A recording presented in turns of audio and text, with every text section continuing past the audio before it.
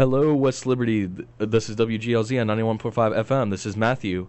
We're college radio, and we are passionately vocal.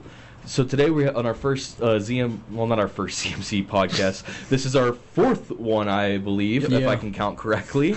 We have Zach and Colin back here with us again, and we have this interview segment, and it's going to be with Chris McPherson. So how you doing? Doing well. Thanks for having me, guys. Appreciate the opportunity to come chat with you. About sports, something that I am passionate about, something that I do on the side for fun as well. So I do some podcasting, so glad to be here to chat it up with you. Thank you. I just wanted to ask, you had your own podcast, and I have a couple of questions about your, what kind of preparation or work do you have to put in your own podcast, not only just for your sports one or whatnot, but even for your own career one as well? Yeah, so I have two different podcasts. One is a collaborative effort. That is the Sports Related podcast. As far as preparation for that, that's it. Just today, just this morning, we had episode 370 go out. So we've been at it since 2019, 2020, and that has evolved over time, what that preparation looks like. We first started with, say, 40-minute weekly podcasts that would drop post-football. So we're looking at the fall. And that preparation was minimal, right? Mm-hmm. Some basic, hey, let's keep up with what's going on. Let's put some topics together. Let's have discussion, debate. And now I will say we have, during football season, we have 2 episodes a week. So we do one either Sunday night or Monday night, and that's just the recap of the week in football, the NFL and college. And then on Wednesday nights, we go live on YouTube most episodes now. Mm-hmm. We made that transition.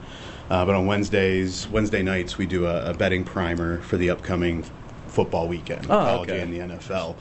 So there's preparation for the regular show, we call it, the one that goes Sunday, Monday. That's probably about 45 minutes to an hour of prep, looking through the scores, anything that we've cataloged throughout the week of topics of conversation, whether that's in a group chat or whether that's somebody screenshotting something and holding on to it. And then, the recording, which is usually an hour and a half, and then all the post-editing that goes into that, because we also have a social presence, reels, posts, and stuff like that. So you have about a similar amount of prep for the Wednesday show, the betting primer, just a shorter episode typically, so there's a little bit less on the backside of that. So my other question I got for you is, what's your favorite sport to talk about? Is it just football that you just normally talk about, or you talk about anything else? Yeah, we talk about anything that's relevant and topical within the sports world. Our areas of most interest are football, so that's, we get into the dog days of summer with, have just baseball going on, and it's it gets tough sometimes. We'll take some time off, some weeks off in the summer, late spring in late summer in preparation for the football season. But football's where it's at. That's the interest started actually in this radio station with some recordings, and it was football related, so that has obviously evolved into a full-blown podcast with 370 plus episodes. Alrighty. Awesome. So my first question is, how do you think students can start developing leadership skills early on in their college career? Yeah, so that's probably going more to the career-focused podcast, right? That's a newer one, right? We've only got 3 episodes out, but I have 12 plus recorded interviews waiting to be dropped every Tuesday morning. Classroom to corner office, career talks with Chris. And through those interviews and through my own experiences, leadership skills and developing those skills, whether it's leadership or otherwise, is really just about taking advantage of the opportunities you have, not being concerned, worried, or hesitant about putting yourself in likely uncomfortable situations, right? Early in your academic career, especially in college, right? There's this, there's that. You can see this on social media, this that's going on campus, this club, right? This opportunity in class. It's really about finding yourself being more comfortable in uncomfortable situations, and I think with placing yourself in those scenarios, you develop those skills that are helpful, whether those are communication skills, true leadership skills in guiding and motivating people in teams, or you just get more comfortable in kind of those tertiary skills that help develop you as a person, a manager, and a leader. I agree. It's like the saying goes, get comfortable with the uncomfortable. 100%. 100%. And the second question I have for you is, what's the biggest piece of advice you would give to the students here at West Lib? The biggest piece of advice I really give to any student, whether they're at West Liberty or otherwise, because I have some other just endeavors and things I'm involved in where I interface with whether it's high school, college, or people that are post-grad, is that. Put yourself in the uncomfortable situations. Gather experiences and understand what you can take from all of those experiences, right? Put yourself in a position where you can learn something new, try something different, and be willing to learn from the mistakes, right? Making mistakes in the college environment is not as high profile and high stakes as it is once you graduate, get into that full-time employment. So now's the time to take some chances, jump out into something different and new, like doing something like this, right? You know, you're recording, you guys are on YouTube with a podcast, right? This is the time to experiment. So take advantage of that. Don't be afraid to say yes, and just jump. Just do it. Yeah. Perfect. And then, so for your sports podcast, what has been your favorite episode and why? Oh, wow. 370, right? That's tough catalog to go through. I will say some of the most interesting and memorable episodes for me was actually a little bit earlier on when, especially COVID related, we were working through how can we talk about sports when there's really not much going on in sports. Right. We actually interviewed somebody that was a team coach in the professional Quidditch League, which was still active at the time. Huh. What is Quidditch League? They have like legitimate, I would say professional, it's whatever like the highest level is. So quite literally, it's based off of Harry Potter. Yeah. Oh. Right? So they play the game of Quidditch, just they're not flying around on brooms. That seems pretty fun. That has to be. Yeah, it was just fun to have that conversation, right? Hey, how does this work? Because we came in with little to no knowledge, and a common contact had connected through like Twitter. Like that's how it came to be. I was like, hey, this guy might be willing to talk to you. You guys okay with that? I said, yeah, sure, why not? And then we had another interview with a gentleman, David Magley, who is one of the founders of a up-and-coming basketball league. Ooh. And forgive me, I forget what exactly it's called. I remember the tagline, where the spirit of the game lives.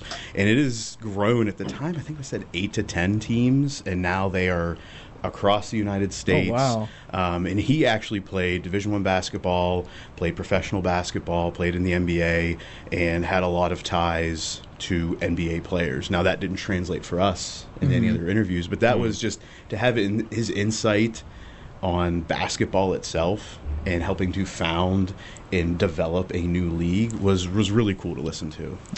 Man. And who did you idolize, like, growing up as a kid, a teen, and even now to make you like want to do like your own podcast? I mean, I'm Pat McAfee, right? That 2019 was when he was still his independent stuff, and then he was partnered with Barstool. So as far as a podcaster, I wouldn't say I take after his style, but his go-get-it attitude and being willing to just put yourself out there and see what comes of it. So we try to mix in some humor and be fun with it, but we will never reach that level. He has his own personality, but the inspiration to follow through with the podcast, develop the social presence, and have this regular content, he was my inspiration. It's also kind of easier for him to kind of, since he's already like well known from that sport, especially being from the Indianapolis Colts, punter, all-pro, and everything like that. So he kind of has that background built up. But most importantly, for like building a podcast, at least what I've learned from bunch of different classes or whatnot, like it doesn't matter who you are. If you just start talking, you get out there, people are just going to drop in and listen to you. So hopefully it builds up for not only just for you but also for us to kind of just get out there and just getting any more ideas or whatnot. So find a topic you're passionate about, that you're interested in, and just go. Like whether there's 2 people listening or 2,000 people listening, again, that's an opportunity to develop skills and to learn through doing. Right, experiential learning is key, really in almost every career. Right, some are a little bit like we don't want people in experiential learning in nursing, or like some medical fields where you're actually working with people that your mistakes could translate into a larger issue for another person.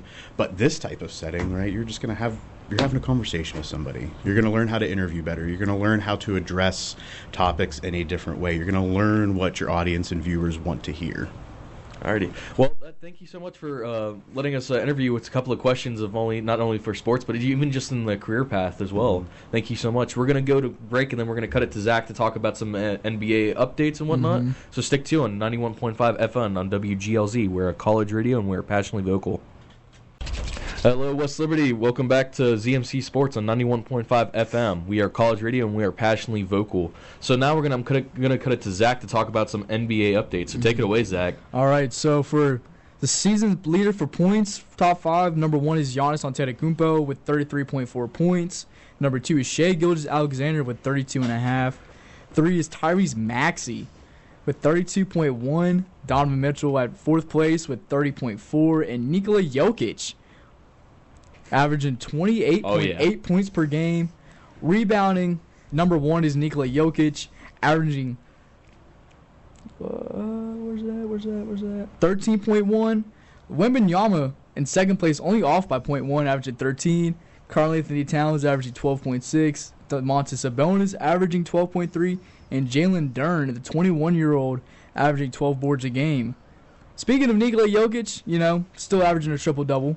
On amazing shooting splits, 68.4% from the field, 41.7% from the three-point line, and 85.9% from the free throw. And just to talk about a little bit about Nikola Jokic, I mean, what a guy. I mean, he's been, the 44th round pick for the Nuggets and on a Taco Bell ad until, now nobody believed it, but now look at him. I mean, he finally has the help that he can get. He can kind of take a little bit of a breather to what he had from last season, and, he could do it all still. I mean, I just think this team has the opportunity to go back to the NBA championships like Definitely. They did 3 years ago. So I really think Nikola Jokic just proved everybody wrong. Mm-hmm. So and plus he's definitely, if he keeps this up, he definitely should get another MVP. But since he won it I think back to back twice, there's a thing called voters fatigue. So maybe will he win it again?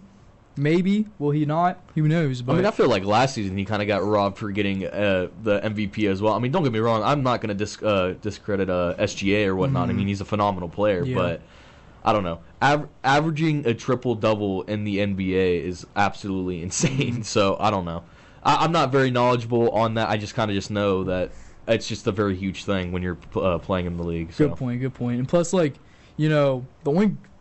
also Russell Westbrook, too, for the Kings.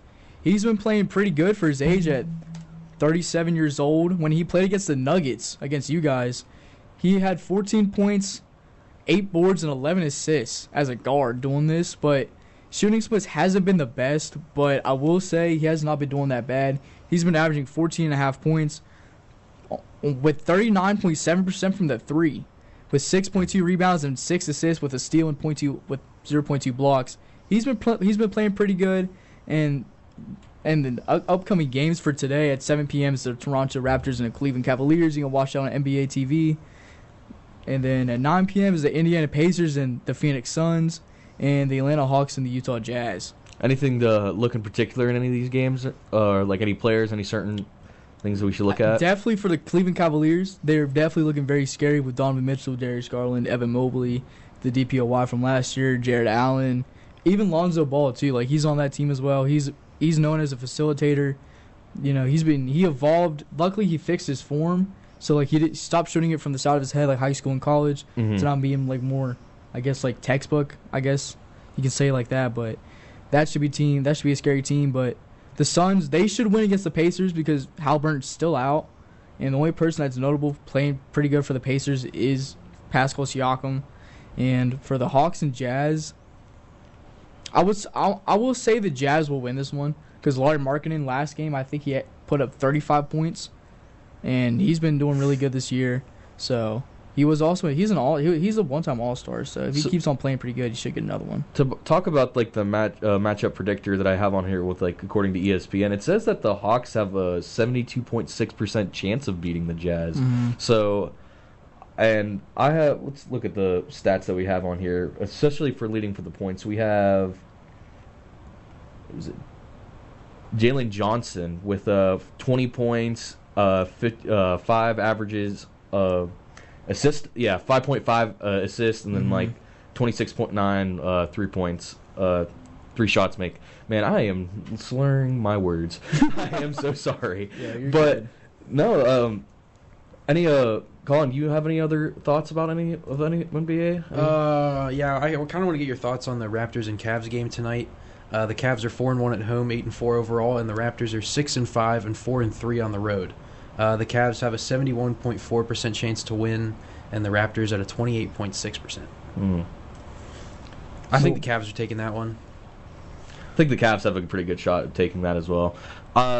I just know. Oh, another big news that we haven't even touched on about the NBA. As of Tuesday, actually, Nico Harrison has been fired from the Dallas Mavericks. I just wanted to say that this is a long thing overcoming for him because, I mean, I don't know. I don't know what was going through his mind trading generational talent Luka Doncic away just to the LA Lakers. And for what is it, for Anthony Davis? I mean, don't get me wrong, Anthony Davis is a phenomenal player, but compared to Luka Doncic in his age or whatnot, it's kind of like, I don't know, it doesn't really make sense for the trade. I mean, don't get me wrong, defense will win championships, and Anthony Davis is that, but Luka is just, I don't know, I think he's a way better piece for the Dallas Mavericks, and I just don't think that was a very smart move from him. And plus, the most upcoming candidate is Dirk Nowitzki for the new GM spot instead of Nico Harrison. Plus, I hope if Dirk does get the GM spot, I hope he does, really good. And plus, he's a legend in Dallas Mavericks history. Like he has a statue. Like Luka was supposed to have a statue with Dirk, but Luka's going crazy, averaging 33.6 points per game, I think, with LeBron still being out. So. Chris, do you have any comments or anything about the NBA? I mean, I'll be the first to tell you that the NBA does not hit my radar pretty much until a week or two before the playoffs. But I will say from the Nikola Jokic situation is I hope he wins MVP so he can quite literally ride off into the sunset on one of his horses when he goes back. Right? Man, that's what I look forward to with him is his post-game pressers, especially when the season's over, and him going back and you see the clips hit where he's sitting at the racetrack and he's bought a new horse and he's just sitting there cheering him on.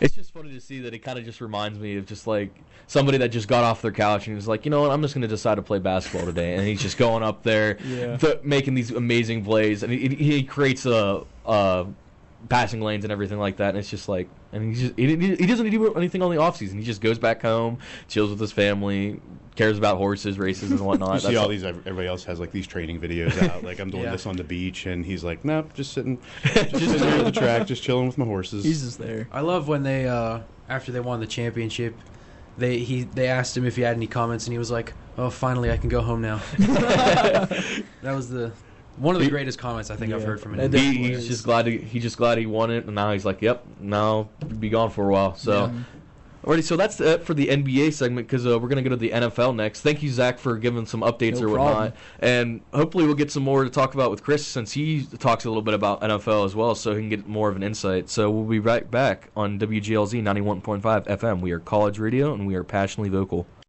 Welcome back, West Liberty, on 91.5 FM. We are college radio and we're passionately vocal. Back with ZMC Sports, and now I'm going to lead with NFL. And I just wanted to apologize from the last week of my prediction of the Denver Broncos and Raiders was absolutely atrocious to watch. I am so sorry for anybody that had to go on and be like, I wanted to watch football today, and I wanted to watch the Denver Broncos absolutely beat the Raiders, and well, we beat them.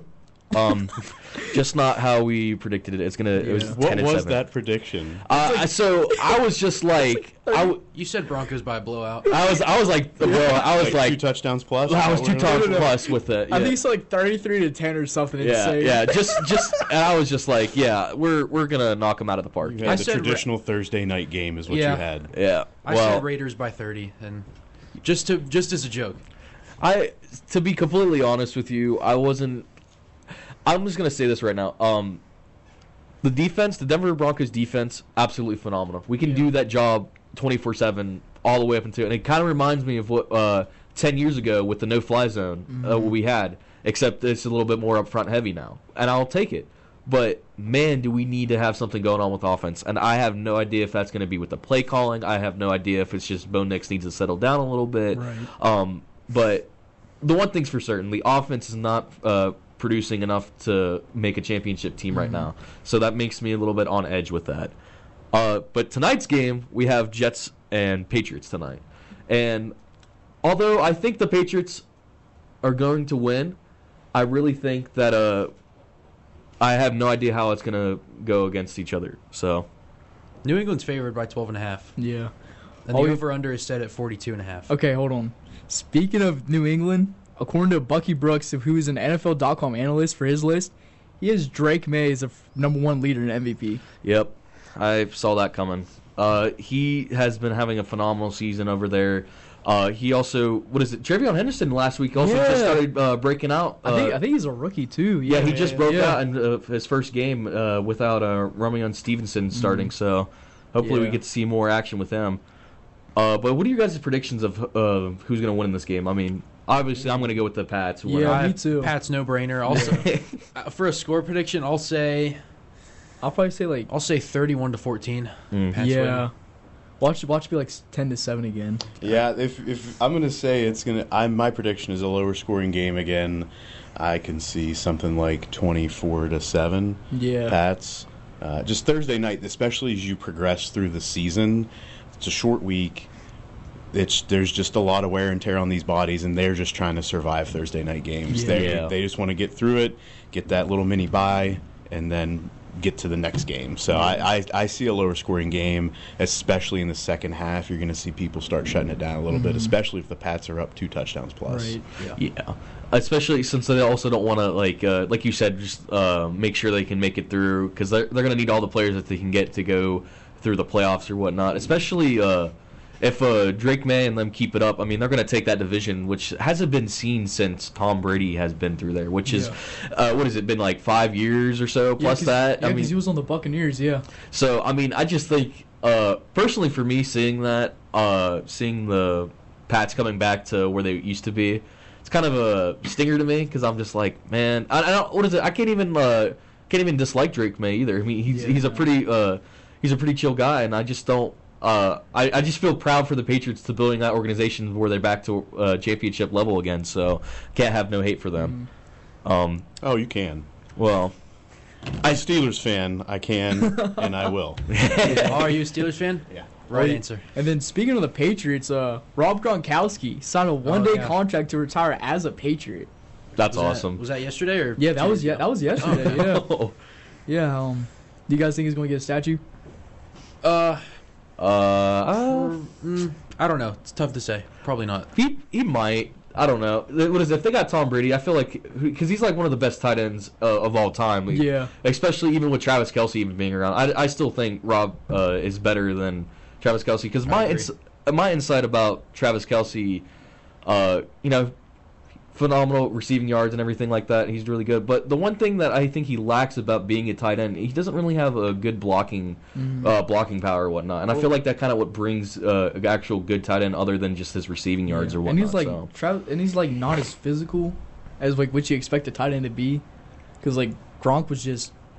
Oh, he was just out there. He was making plays no matter what, and he didn't care who was going. He was putting his body on the line. Always. Another thing that I wanted to talk about today, what is going on with the Packers, the Green Bay Packers? I don't know. I really don't understand. Like, they have built a team to where I thought they were going to go to the they're going to win the NFC and with no problem, especially with that Micah Parsons trade. And now it's just kind of looking like, I don't know. It's just like they're going through the motions all over again. They're sitting at 5-3-1, so. And especially with that division that they have, it's like very competent with the Vikings and with the Lions. The Lions is probably going to take it for the way that's going on right now. Yeah. But it just seems the performance that they're having right now, it's not up to par that I was expecting to have it. I was really thinking that they're going to have a phenomenal season this year. But although I think they're going to have a bounce back game this week. They're at the Giants. Yeah. Giants aren't doing that good either. They're 2-8. Packers have a 63.7% chance to win that game. Sorry, Chris, what were you going to say? Yeah, not only that, but if you're looking at the Packers offensively, they are inexperienced at the skill positions. Aside from Josh Jacobs in the backfield, Tucker Kraft went out with an injury. Yeah. He's out for the year. He was really what made that offense run. He was their big play threat. Everything. Christian Watson just came back recently. Romeo Dobbs, right? Those are all younger receivers that have yet to prove themselves, and I think that's important to think about. Defensively, they can do everything within their power, Right. but if those receivers don't step up, it doesn't matter who's throwing the ball to them, the Packers are going to struggle. And it kind of just goes back to when I was just talking about the Broncos. It's just the young guys trying to get in the positions that they needed to. And I feel like there's for the Packers, there's like not really a clear cut wide receiver one who's that number one guy for Jordan Love. So it's just really going to be who's going to figure that out and who's actually going to step up and take that position or in that role. So. Another thing that we have, another player that's coming back from injury is Brock Purdy. Brock Purdy will be coming back for the 49ers with that addition. But then again, let's not discredit Mac Jones going really good for the 49ers at what he has or whatnot, especially with a couple of players that's been going on in injury, with Brandon Ayuk not coming out, which I have no idea if he's coming back or not anytime soon. I haven't checked on his update. Me neither. So... Yeah, what is it? 49ers finally getting back Mac Jones. How do you guys feel about that? I feel like... I mean, not Mac Jones. Brock Purdy. Will Mac Jones still be starting? You know what? I really don't see why they would keep him starting. I mean, Brock Purdy's still that number one QB guy over there for the 49ers. But, I mean, I guess there could be some suspicions as to who they want to start right now. But I feel like both the quarterbacks kind of are in a system to where it doesn't really matter. Right. So. Yeah, everything that's coming out is that Purdy, as long as he is healthy, will be the starter. Mm-hmm. And you didn't pay him all that money to have him sit behind Mac Jones. Exactly. Right? So just kind of go roll with the punches with him until something shows him that it's not going to be. But thank you guys for listening to this podcast with ZMC. Thank you, Chris, for being with us and putting some insight on NFL and then NBA and with the interview. And this has been the ZMC Sports Podcast on 91.5 FM. We are college radio, and we are passionately vocal.